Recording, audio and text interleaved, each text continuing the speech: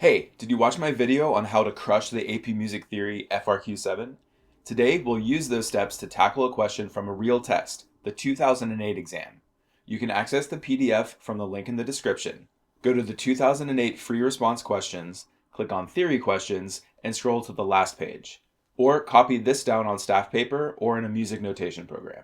Even though FRQ7 is challenging because of its open-ended structure, following the 8 steps I outlined in the previous video will almost make this thing write itself.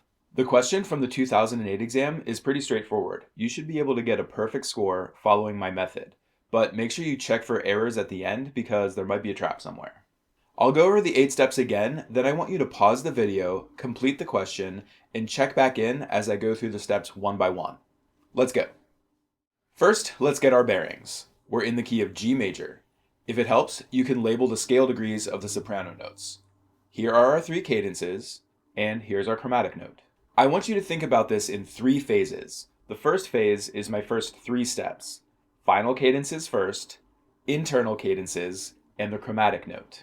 These steps all involve the cadences using root position chords only. You may end up with thirds, fifths, sixths, or octaves between the 2 voices, but that's expected, and using root position chords will always work.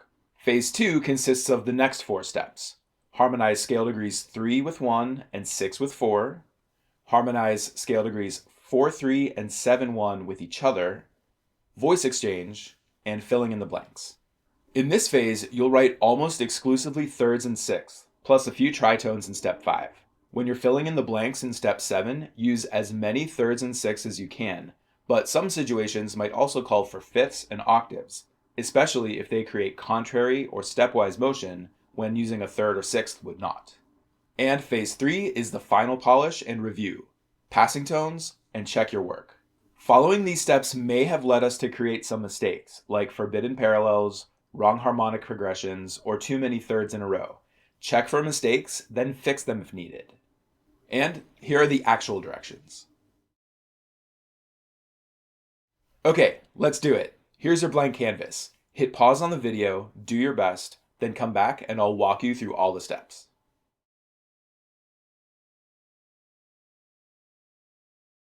How'd you do? Let's go through the steps one by one.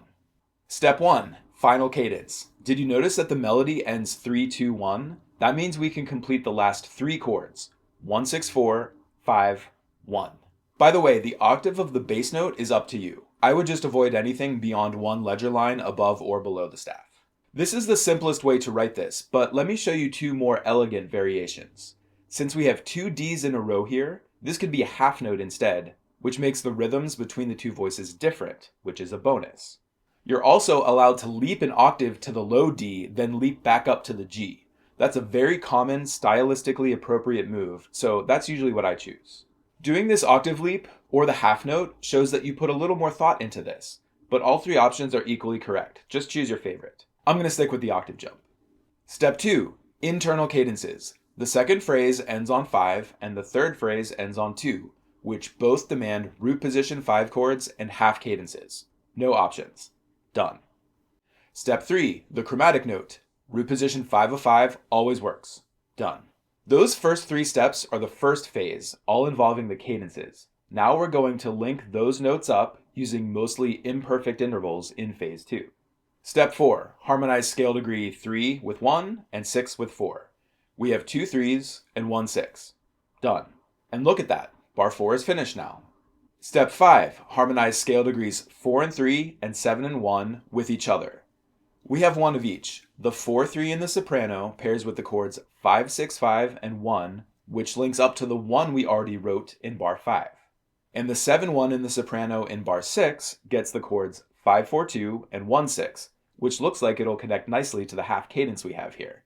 And now bar 6 is finished. Great, let's keep going. Step 6, voice exchange. There's a 3 2 1 in the soprano at the end of bar 5, and we already have a 1 chord under the 3. So let's put a 1 6 chord in beat 4 to complete the voice exchange. Step 7, fill in the blanks. Just 4 more notes. Now, in my previous video, I told you that you might also be able to execute voice exchange using 2, 4, or 5 chords. This is a perfect example of how that works. In bar 7, the soprano moves 6 5 4, and we already put a 4 chord under the 6. Using voice exchange, we can follow that up with a 4-6 chord, which connects nicely into the 1-6-4 chord in the next bar. This is just one option here though. Instead of a 4-6, we could, for example, write a 2 chord. But I'm going to stick with the 4-6 because I like the voice exchange since it creates contrary motion. Let's finish this bar. The soprano leaps an octave from do to do here, so we can harmonize these two beats with just one half note chord. If we're choosing only imperfect intervals, that means this could be a 1-6 chord with a 3 in the bass, or a root position 6 chord with a 6 in the bass. We haven't done any 6 chords yet, and 6 sounds great coming from a 5 chord with that deceptive motion. So let's put a half note 6 chord here. This bar is done, only one note left. This note is the start of phrase 3, and the soprano is on scale degree 5. Using imperfect intervals only, the first option is a 1-6 chord with the bass on 3. This is totally valid, although I don't love this leap of a fourth. It's not wrong, but let's look at our other options. The second imperfect interval option is a 6th below D, which gives us an F sharp and the 5-6 chord. This is also totally valid, and we can make this F sharp a half note instead of 2 repeated notes. I don't love this option either because the previous bar ended on 5, and we're starting this phrase with 2 full beats also on 5 chords. That's a lot of 5. This is where you might want to consider other intervals like fifths and octaves. In this case, if we use a 5th below D, that's G, our tonic, a root position 1 chord, which would make a stepwise bass line as well as being a more logical follow-up to the half cadence before it. This option is my preference, though the others are not wrong. Just a note here, beat 1 is a perfect 5th and beat 2 is a diminished 5th, or tritone. I like to label the perfect 5th as 5 and the tritones as T. These are not parallel 5ths. You're always allowed to move from a perfect 5th to a diminished 5th, which is a dissonance, as long as that dissonance resolves correctly. And it does. No crimes committed here. Okay, every beat is complete. Now time for the final polish. Step 8, passing tones. Let's fill in the leaps of a third with passing tones. Check this out. Phrase 3 is totally stepwise, and phrase 4 is stepwise up until the cadence. Beautiful. Now, check for errors. Guess what? There is an error. Can you find it? Let's bring up the list. Labeling the intervals between the bass and soprano can help here. Pause the video and see if you can find it. Did you find it? Look here. There's a parallel 5th heading into this cadence, but only because we added a passing tone.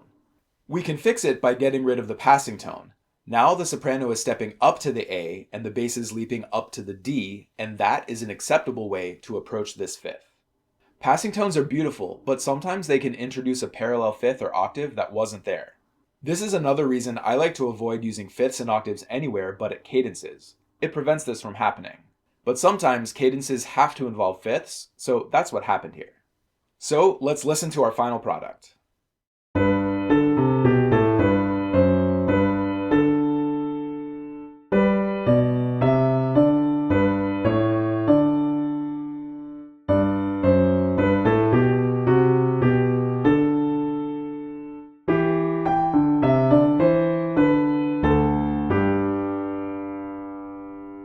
We're done. This is a beautiful bass line that uses mostly stepwise contrary motion and occasional rhythmic independence, connecting mostly imperfect intervals using logical harmonic progressions. Here's the thing about FRQ7. There are many correct answers. You can aim for something easier using just root position chords, but it won't be as elegant. And you can aim for something harder using more obscure chords with chromatics in the bass line, but that's not necessary. I like to aim for this happy medium of first filling in all the required notes, the cadences, then putting in landmark notes from formulas that always work, then saving creativity for filling in the blanks.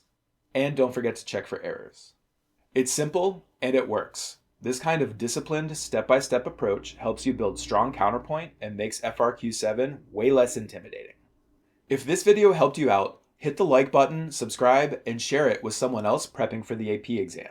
And don't forget, even though this is the only question graded on musicality, it's not a mystery. Let me know in the comments if you see any other viable solutions that I didn't mention, or if you'd like to see more of these. See you next time. And just for fun, I always like listening to these in 4 voices so we can actually hear the chords we wrote.